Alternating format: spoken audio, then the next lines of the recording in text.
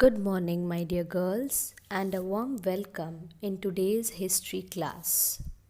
The chapter that we will be discussing about in today's class is the Maratha War of Independence. Now, you have already learned that the fight of the Marathas was for Swaraj or self rule, the foundation of which was laid by Chhatrapati Shivaji Maharaj. The Maratha War of Independence also was one such war fought by the Marathas against the Mughals to protect the Swaraj. After the death of Chhatrapati Shivaji Maharaj, the Marathas fought with great valor with the Mughals under the leadership of Chhatrapati Sambhaji Maharaj, Chhatrapati Rajaram Maharaj, and Maharani Tarabai to protect the Swaraj. This long war that lasted for 27 years is called the Maratha War of Independence. In 1682 CE, Emperor Aurangzeb himself led the invasion of the south. Even then, despite enormous difficulties, the Marathas emerged victorious in this struggle. This war is an exciting and glorious period in the history of India. In this chapter, we shall learn about this War of Independence. Here, the word Maratha denotes people who speak Marathi or the Maharashtrian people. In this chapter, we shall be discussing in depth the important roles played and the individual contribution of this trio, Chhatrapati Sambhaji Maharaj, Chhatrapati Rajaram Maharaj, and Maharani Tarabai in leading the Marathas in this long war which despite great difficulties led them to victory.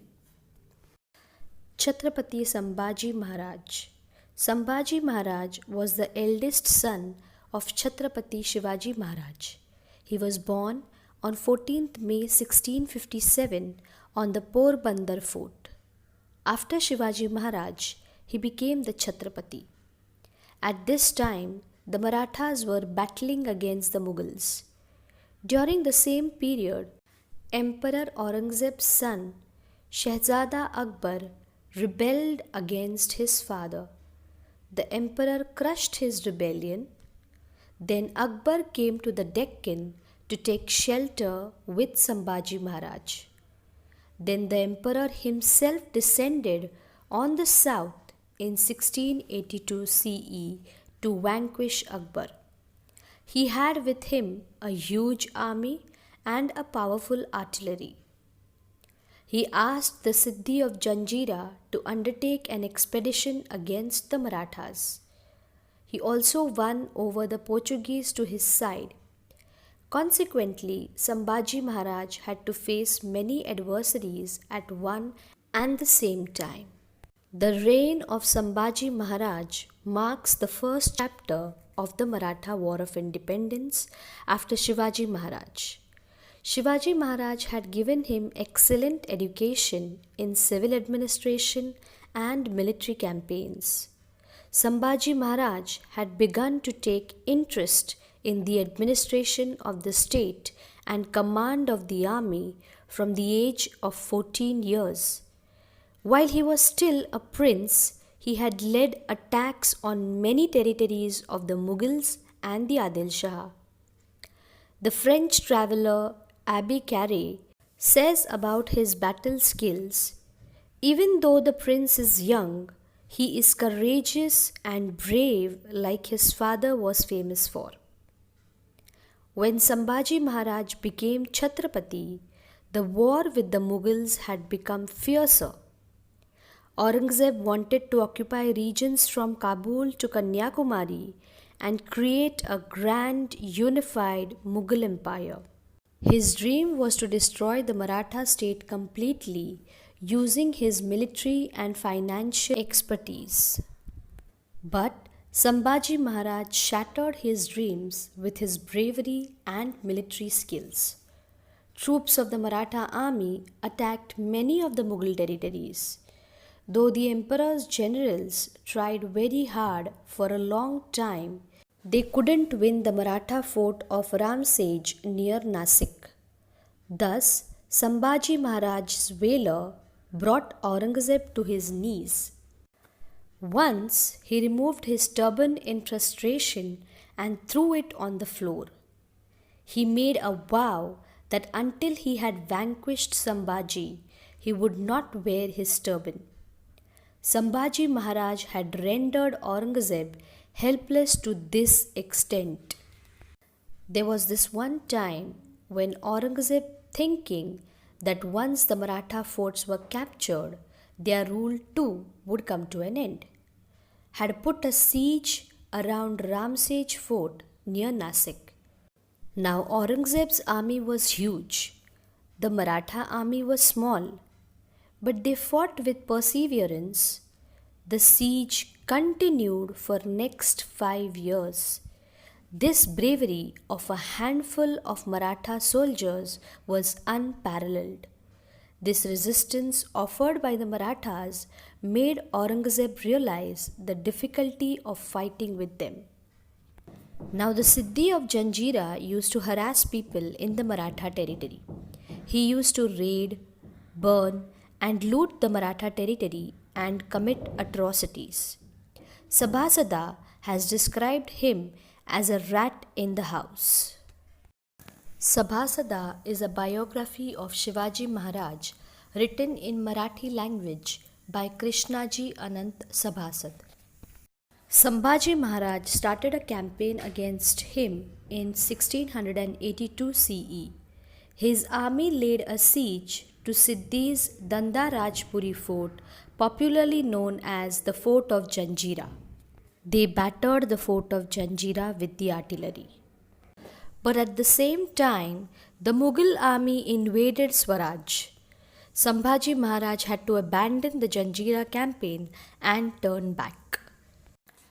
Campaign against the Portuguese. The Portuguese of Goa joined hands with the emperor against Sambhaji Maharaj. So Sambhaji Maharaj decided to teach a lesson to the Portuguese.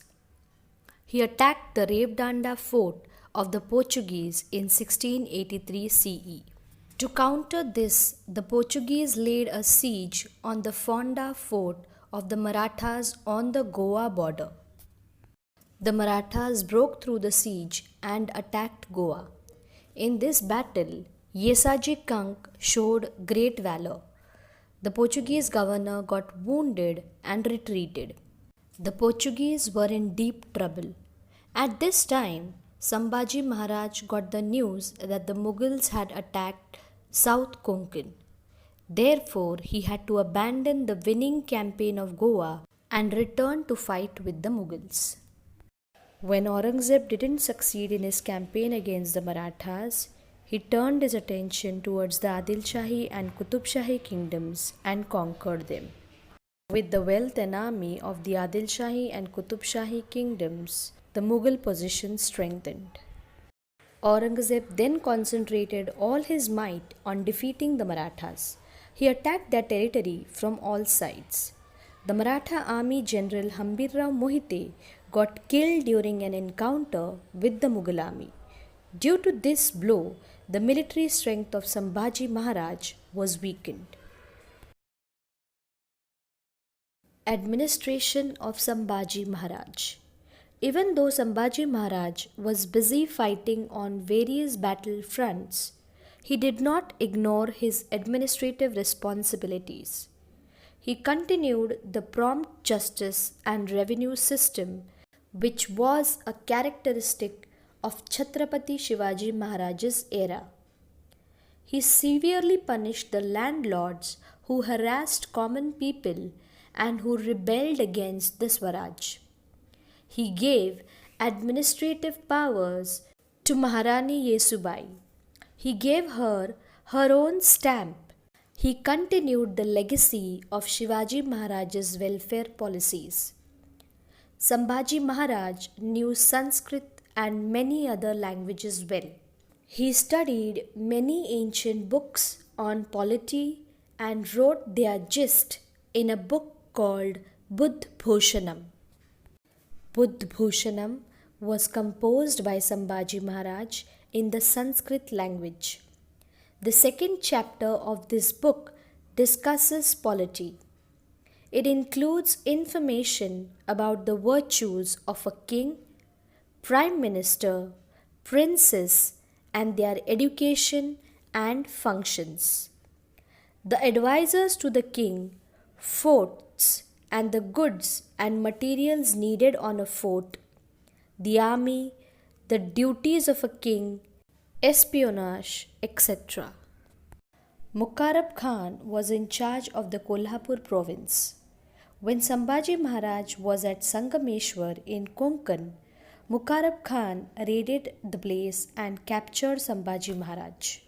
Although Sambhaji Maharaj faced him fearlessly, he was brutally put to death on March 11, 1689 on the order of Emperor. While being put to death, this Maratha Chhatrapati did not compromise his self-respect and faced his death nobly and bravely. The Marathas took inspiration from his sacrifice and intensified their fight against the Mughals. After the death of Chhatrapati Sambhaji Maharaj, Rajaram Maharaj took the responsibility of the Maratha Empire and became the new Chhatrapati. Rajaram Maharaj was the second son of Chhatrapati Shivaji Maharaj. He was born on 24th February 1670 on Raigad. After the death of Sambhaji Maharaj, Aurangzeb thought that his dream of winning the Maratha kingdom would be realized. He sent Zulfikar Khan to put Raigad under siege.